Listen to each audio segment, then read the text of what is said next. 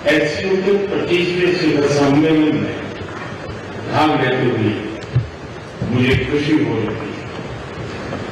हमारे शानदार स्वागत और आतिथ्य सत्कार के लिए मैं राष्ट्रपति श्री का हार्दिक आभार व्यक्त करता हूं। आज उज्बेकिस्तान का इंडिपेंडेंस डे है। कल किर्गिस्तान का राष्ट्रीय दिवस था। इस अवसर पर मैं दोनों लीडर्स को बधाई और शुभकामनाएं देता हूं। एक्सेलेंसी, पिछले 24 वर्षों में एससीओ का पूरे यूरेशिया क्षेत्र की एक्सटेंडेड फैमिली को जोड़ने में बहुत महत्वपूर्ण योगदान रहा। भारत ने एक सक्रिय सदस्य के रूप में हमेशा कंस्ट्रक्टिव और सकारात्मक भूमिका निभाई। एससीओ को लेकर भारत की सोच और नीति 3 मुख्य स्तंभों पर आधारित है। एससीओ, एस सिक्योरिटी, सी कनेक्टिविटी, ओ अपॉर्चुनिटी। पहले स्तंभ एस यानी सिक्योरिटी के संदर्भ में मैं कहना चाहता हूं कि सुरक्षा, शांति और स्थिरता किसी भी देश के विकास का आधार है। किंतु इस मार्ग में आतंकवाद, अलगाववाद और अतिवाद बड़ी चुनौतियां हैं। आतंकवाद सिर्फ किसी देश की सुरक्षा ही नहीं बल्कि पूरी मानवता के लिए एक साझा चुनौती है। कोई देश, कोई समाज, कोई नागरिक अपने आप को इससे सुरक्षित नहीं समझ सकता। इसलिए आतंकवाद से लड़ाई में भारत ने एकजुटता पर बल दिया। इसमें एससीओ रेड्स की बहुत महत्वपूर्ण भूमिका रही। इस वर्ष भारत ने ज्वाइंट इंफॉर्मेशन ऑपरेशन को लीड करते हुए अल-कायदा और इससे जुड़े आतंकी संगठनों से लड़ने का इनिशिएटिव किया।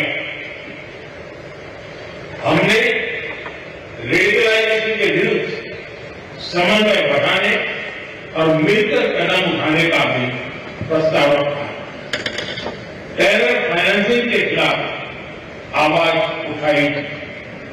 इसमें मेरे समर्थन के लिए मैं आभार व्यक्त करता हूं।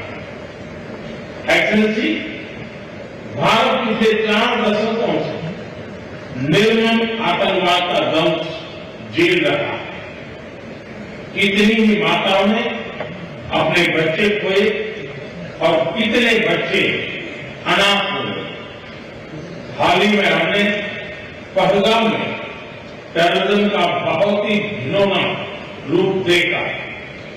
इस दुख की घड़ी में जो मित्र देश हमारे साथ खड़े रहे, मैं उनका आभार व्यक्त करता हूं। यह हमला केवल भारत की अंतरात्मा पर ही आघात नहीं था, यह मानवता में विश्वास रखने वाले हर देश, हर व्यक्ति को खुली चुनौती थी। ऐसे में प्रश्न उठना स्वाभाविक है, क्या कुछ देशों द्वारा आतंकवाद का खुलेआम समर्थन हमें स्वीकार्य हो सकता है? एक्सेलेंसी, हमें स्पष्ट रूप से और एक स्वर में कहना होगा कि आतंकवाद पर कोई भी डबल स्टैंडर्ड स्वीकार्य नहीं होंगे। हमें मिलकर आतंकवाद का हर रंग में, हर रूप में विरोध करना होगा। ये मानवता के प्रति हमारा दायित्व है। एक्सलेंसी, अब मैं दूसरे स्तंभ सी यानी कनेक्टिविटी पर अपने विचार रखना चाहूंगा। भारत का हमेशा से मत रहा है कि मजबूत कनेक्टिविटी से केवल व्यापार ही नहीं बल्कि विश्वास और विकास के द्वार भी खुलते हैं। इसी सोच के साथ हम चाबहार पोर्ट और international north south transport corridor जैसे इनिशिएटिव पर काम कर रहे हैं। इनसे हम अफगानिस्तान और मध्य एशिया के साथ संपर्क बढ़ा सकते हैं।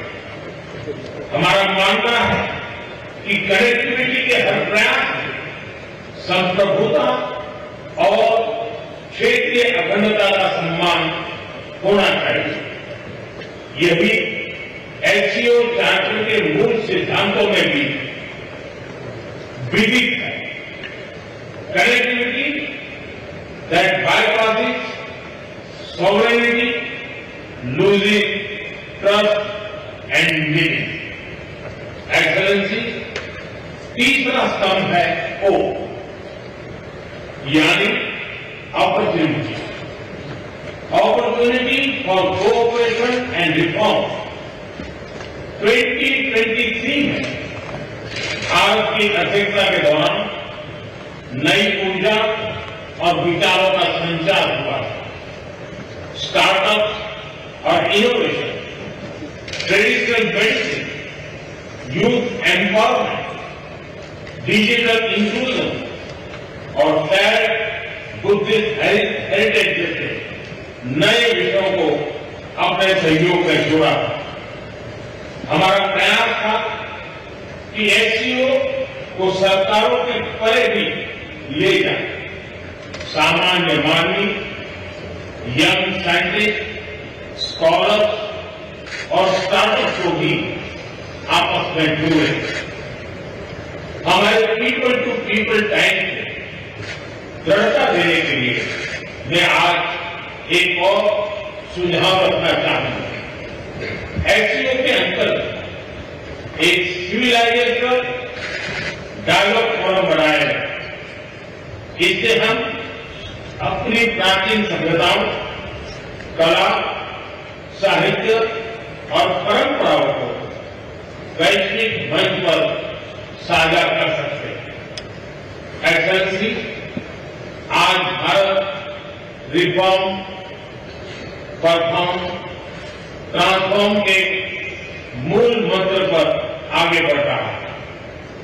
कोविड हो या वैश्विक आर्थिक अस्थिरता, हमने हर चुनौती को अवसर में बदलने का प्रयास किया।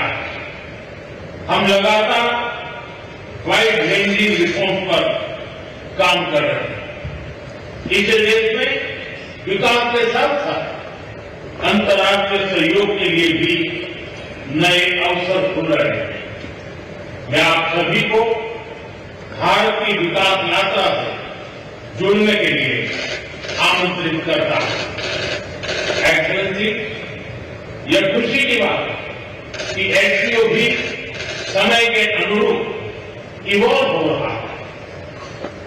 ऑर्गेनाइज्ड क्राइम, ड्रग ट्रैफिकिंग और साइबर सिक्योरिटी जैसे समकालीन चुनौतियों से निपटने के लिए 4 नए केंद्र बनाए जा रहे हैं। हम इस रिफॉर्म ओरिएंटेड माइंडसेट का स्वागत करते हैं।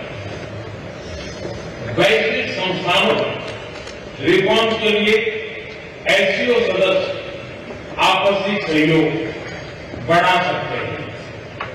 संयुक्त राष्ट्र की 80वीं वर्षगांठ के अवसर पर हम एकमत होकर यूएन रिफॉर्म का आह्वान कर सकते हैं। ग्लोबल साउथ की आकांक्षाओं को आउटडेटेड फ्रेमवर्क में कैद रखना भावी पीढ़ियों के प्रति घोर अन्याय है।